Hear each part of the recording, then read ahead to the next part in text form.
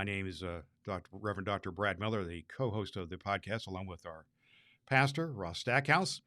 But in this, what we like to do here on this podcast is to talk to people who are part of the church as we share the mission of the church, which is to have a lasting impact in our community and to get to know the folks part of the church and to share a little bit of what got them to HeavenEarth Church, what keeps them here, and then what are some great opportunities for people to check it out, the church. So our guest today, we're glad to have him with us, is Joey Ott. So Joey, welcome to our conversation. Yep, thank you. Well, awesome. Well, Joey, let's just find a little bit about you. What's hometown for you? Where are you from? I grew up in Corden, Indiana. It's the first state capital of Indiana. It is very south. Some people call Columbus, Indiana, south. I don't think Columbus is south. But Corden is about 20 minutes outside of Louisville, Kentucky. Yeah.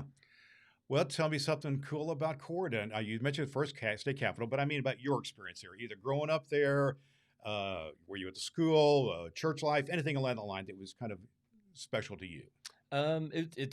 Really, I see myself as a farm boy because it is a rural county. Corden isn't a big town at all. I actually didn't go to Corden High School. I went to the North Harrison High School. It's the northern part of the county. And again, it's pretty rural. And I really had to drive about 10 to 15 minutes anywhere I wanted to go.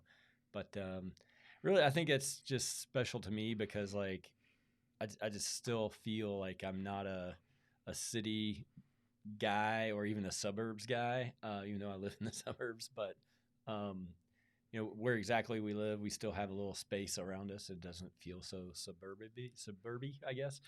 But, no, I just feel like that really shaped of like how I see myself as just kind of more of a rural kind of farm boy, even though I don't have a farm. So, well, that's awesome. And one quick fun fact about me is I went to the North Harrison High School prom when I was in high school. All so right. That's a story for another day, my friend. We probably didn't go the same one. No. I'm way ahead of you, my friend, way ahead of you.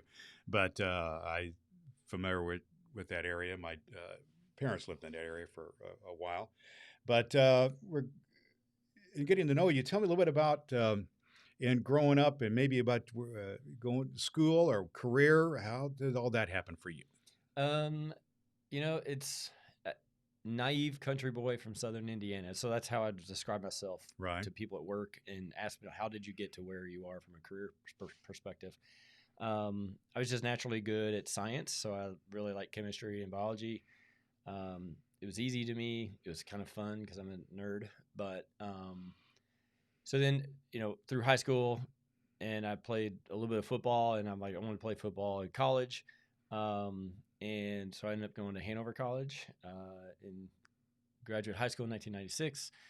And then, then I'm just like, okay, pre-med sounded cool. So I was on a pre-med track. They don't have a pre-med major, but then I started looking around, and some of my fellow friends that were also on the pre-med track, and they're maybe putting a little bit of extra work in that I might not have been. I didn't make bad grades, but they were putting in a lot of work. And so but I played football at Hanover and got a chemistry degree and had no idea what a chemist did. Hanover's not a research institution.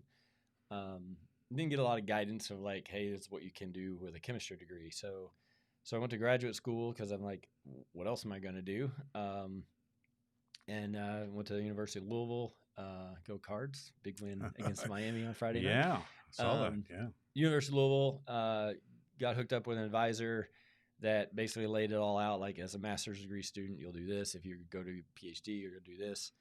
And really, like, I liked working with my hands, and master's level, master's graduate would be basically in a lab working with their hands, mixing chemicals, and I could at the end of the day, hold this up. It's like, I made this today, and it was really satisfying to me. And so I got on at Eli Lilly and Company in 2004 and as a chemist. And that's just kind of how I started my career at Lilly. Awesome. And then somewhere along the line, your wife, Amanda, tell us a little bit of how that came about. Yep. So she's a couple years younger than I am. She was actually a friend of my brother's. And then I think my junior year, we had she and I had some friends who were dating and whatever, and so we kind of met through them, and I think one day someone just asked like, "Hey, do you want to like go out with her?" And I'm like, "Sure." You know, do you want to go with him? And she's like, "Sure." And that's how it started. So we were high school sweethearts, and then she followed me to Hanover, and then followed me again to Louisville. No, we've been together for a really long time, and we've had our ups and downs, but we've really kind of grown together. No, it's just she's my best friend. So. And then you've tell a little bit about your family. You got some kids. Yep. So I've got 3 kids. Adam is a second-year college student. He's 19. Ava is a senior in high school. This is a pop quiz. She is still 17. And then my youngest is a freshman, Julianne. She's 15, a freshman. And I know you're quite an active family in athletics and other endeavors and that you're involved with. So you're Yep. So, I mean, sports taught me a lot as a kid. And I mean, you don't really realize it as a kid until you get older. You're like, sports really taught me a lot. Working with difficult people, difficult teammates, difficult coaches, people who have that authority over you. Like sometimes you just got to like figure it out or just deal with it. And so I'm really happy to see my kids compete.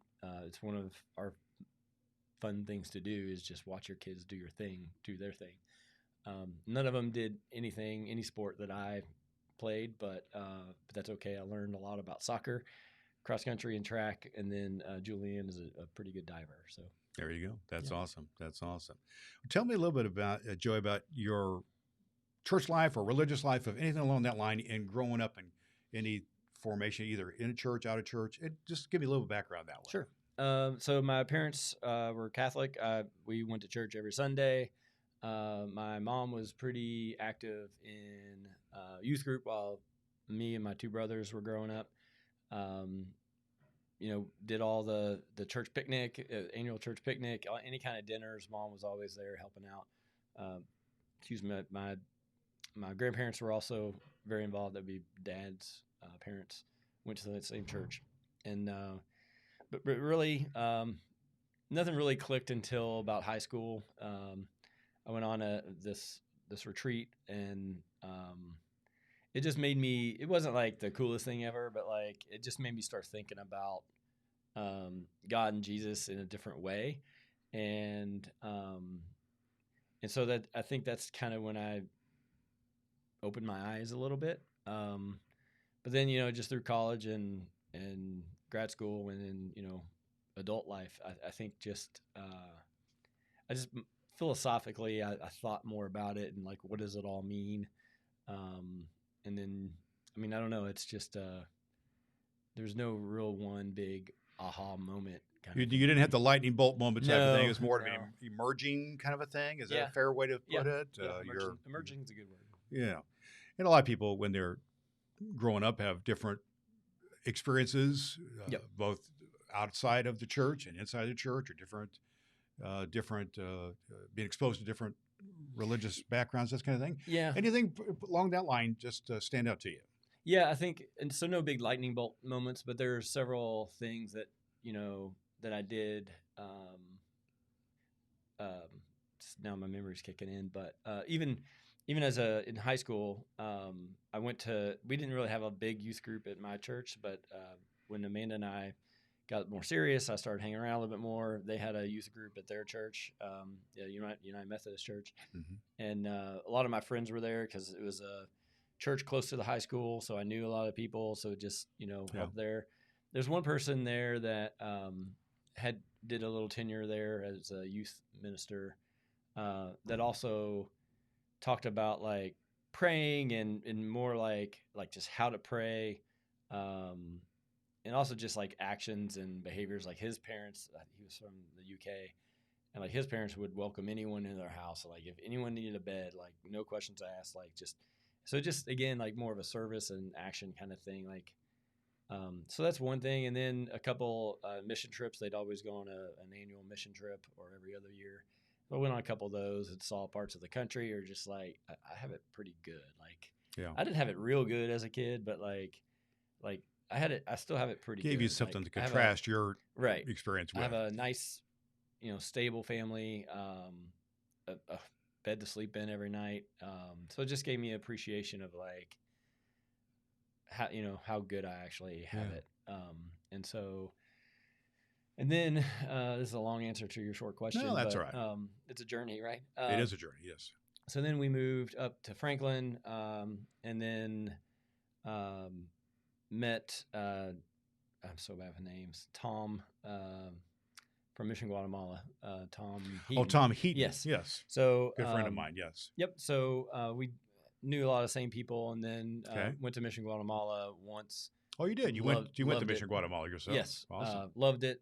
Went again, and maybe even one more time, I think. Yeah. But just getting away from the U.S., like that doesn't mean anything, but just getting out of the country. I think it means a lot when you see a third world situation. Well, it was very unfamiliar, right? Yeah. So like wherever you are in the U.S., it's going to feel kind of familiar, but like if you put yourself in a place that's you're the one that's different, right? On many levels, then you just kind of see, again, just kind of appreciate a lot of different things. And there, to me, it was like they have a really good approach, I think. And it's just like, we're just going to show up and we're just going to do things and love them. Right. Yeah. And not just do things because we think they need it. Let's like establish a relationship. Yeah. See what they need or what they think they need, and then provide that. Yeah. And therefore just for a little bit of context for people maybe checking this out, Mission Guatemala is a faith-based mission project. And the person we're talking about here is the person who founded that, and Tom Heaton. And it has not only to do with faith-based stuff, but they do agricultural stuff and the medical and dental and other things as well. And a lot of people had great experiences doing that. And so, really glad to hear that, Joey. But you were part of that experience. Let's kind of then transition now to your connections that you made here and your faith-based community here. You live in Franklin, as you mentioned, and so how did you first kind of become aware at all of HeavenEarth Church, or how did this get on your radar at all? Yeah, so we went to United Methodist Church in Franklin for a long time, and then Ross, I'm not sure what the right term was he started showing up because I think he was like an apprentice, maybe. I don't know, I don't know the right word, but so then he actually, Franklin, I guess, was one of the sponsoring churches of this church plant, and so there was a relation with the thank you. There. Yeah. And so we just met Ross there, and he kind of conjured up some of those, like, not the big lightning bolt aha moments, but some of those kind of pivotal points that I just described. Of like, it's just kind of like, this is his messages. His messages are very simple, and it all has to line up to Jesus, and right. So, it's so simple, but it's so complex. Right. So we kind of like hung around, and then really COVID hit, and so no one went anywhere. HeavenEarth Church so we knew it existed. We've heard about it a little bit, and then maybe even knew a couple people who were coming, but then they were one of the first few that were actually like streaming service, and so that's what we did, and then we just kind of got hooked. And when people came out of their homes after COVID, we'd started coming here. Well, give me some sense of your first impressions. You gave first impressions kind of Pastor Ross Stackhouse and the online version during COVID, which was a crazy time for all of us. At that time, I was still active in ministry, and that was a crazy period of time for me as a pastor. But give me some first impressions when you actually came, into an in-person experience about, you and your wife and kids and others. What were some of your impressions that you had? I mean, for me, I'll speak for myself. For me, it seemed very familiar. I don't know why. It's a much different kind of church than what I've usually accustomed to, but familiar is probably not the best word. It's more like welcoming. Okay.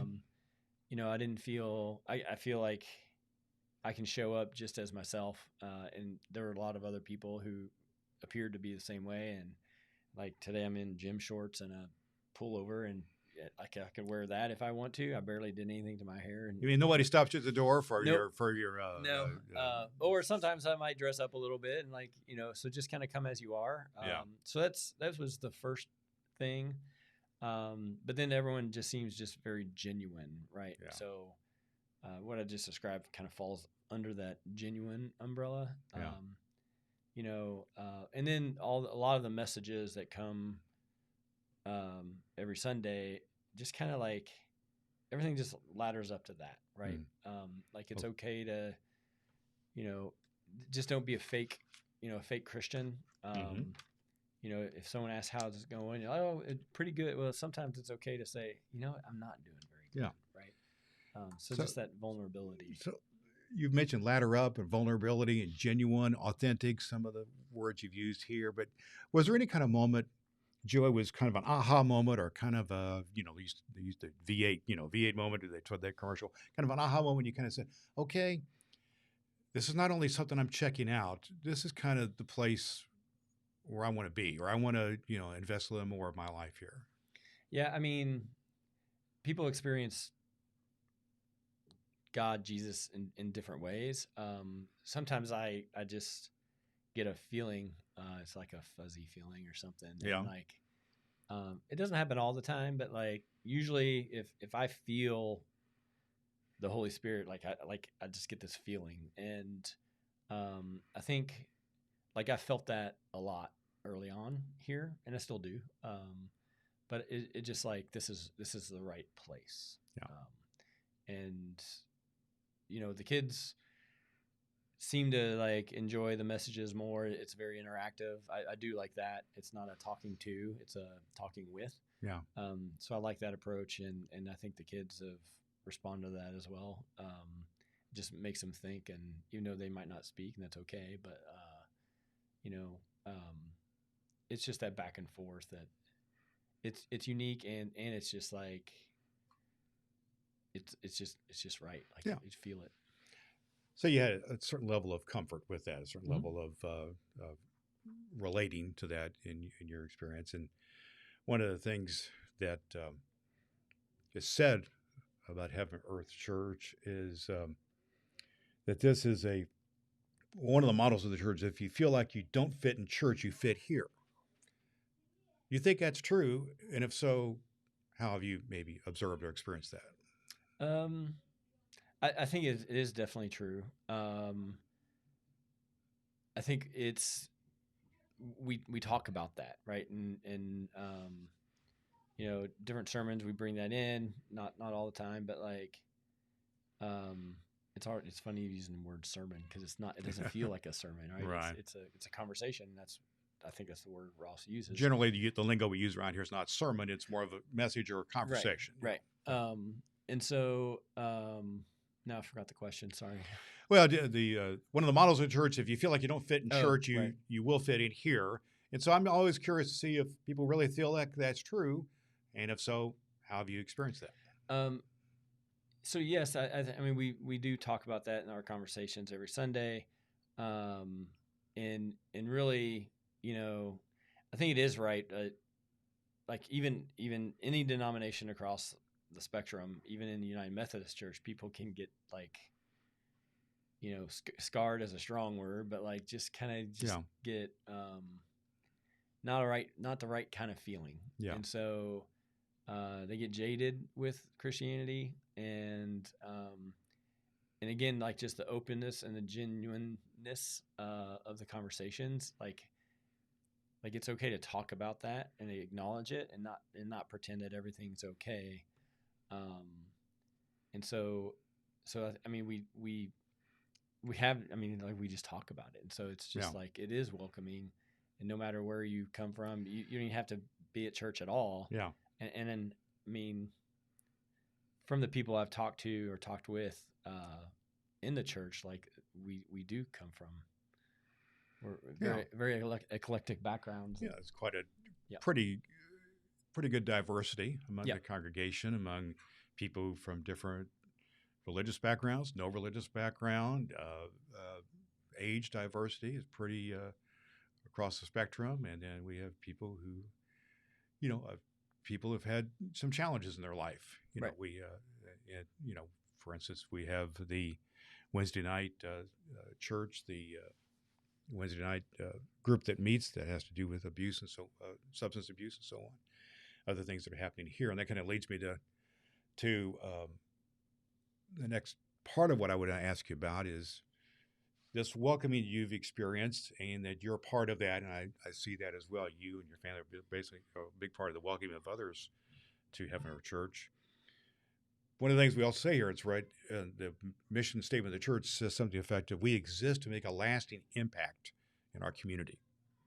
So I guess I ask you that one, Joey. How do you think, is that happening? Is HeavenEarth Church making an impact in our community? And if so, how have you seen that playing out? Yeah, I think there's a couple things. One is just having the recovery church. Yep. I think just welcoming anybody, and actually taking steps taking steps to reach out to a community, and especially the people in need, right? Right. So that's definitely for one. I know we've also done just a lot of community outreaches. I know there's a lot of work being done for housing in general. And right. So I'm not the expert on that, but I know there's a lot going on. You're aware about partnerships that the church has to try to help, even with serve the needs of the community. Right. Like even just with, our, legislators, local legislators, right? Right. So even in the town of Franklin and the county, I know there's a lot of work being done in trying to make these partnerships and relationships, and getting people to work together and acknowledge that we do have a housing challenge in the county and broader. I think, there's bound to be a lot more that I'm not aware of, but those two big things makes it pretty obvious that we're trying. So in that line of thinking here, Joey, how have you observed, you've been around here for a few years now, 5 years or so, and I know you've seen the church kind of evolve and things of that nature. Tell me how you may have seen that. Tell me an observation you may have made about someone else where you don't have to give me names or that kind of stuff, but just any observations you've made about how you've seen people that you think have been really welcomed here, that have been you mentioned people being hurt or being, in a bad place. Have you seen that happening? And can you kind of share anything about that line? People often share, we do the recovery church, and I believe we have people who've had addiction, challenges, and they talk about it pretty openly. Right. And it just seems like, if we can, not that we help them, but we help each other, right? Help each other, some people chime in and I learn from them as much as they learn from me. And I do think this church, by including everybody, the fundamental thing is we all shared a belief in Christ or the pursuit of Christ. Yeah. Right. That's awesome. And that line of thing, have you seen any kind of what we might call a God moment, or kind of a moment that just kind of maybe put a little lump in your throat, or just a good feeling that you thought, this is just awesome, this is cool? Yeah. I get that probably at least once a month. And I get that fuzzy feeling of this is just right. When Ross is pretty passionate, right? Right. A lot of times, today, he got passionate, and you can see it. He's on fire, and it's hard to not feel it when somebody, it's not always Ross, but somebody is just this is real, y'all, right? So I'm getting a feeling right now, but just today I felt it. Yeah.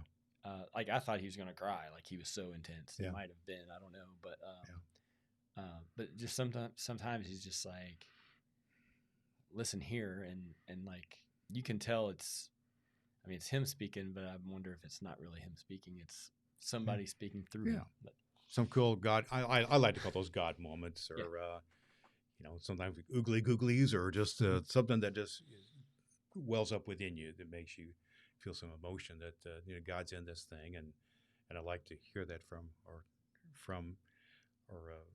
Heaven Earth Church folks here, because it has to do with the real life things that people go through. People go through, whether it's substance abuse or problems at work or health issues or relationship things.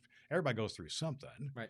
And so how we deal with it and how the church can be helpful in that process and to really bring God into that place where maybe the people have not had a good experience of God, either in their family or in a church experience, something like that. Maybe there could be something to be done for healing and hope to take place over hurtfulness and things of that nature that people may have experienced. And so that kind of goes to my next question for you, Joey, and that is, in your world, in your life, what I mean by that may be coworkers or people you hang around with your kids' sports teams or things that you're involved with. You rub shoulders with people. You have life with them.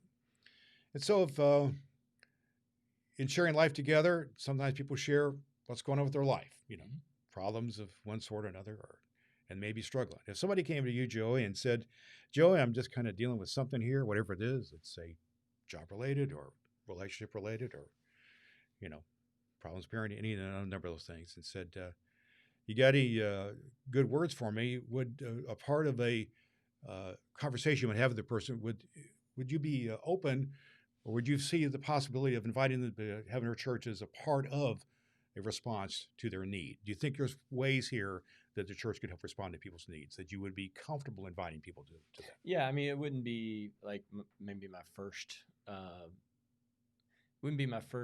offer in the first conversation, right? So, I mean, I think number one, and we talked a little bit today in today's conversation is like, what do you do in your kind of, the way I took it is like, what do you do in your daily life to, and I'm going to steal, I think it's John Maxwell. He's an inspirational leader and faith-based, and he's like, add value to people, right? So like, look for ways to add value to people, be intentional in adding value to people. And just like, so I try to do that at work or wherever.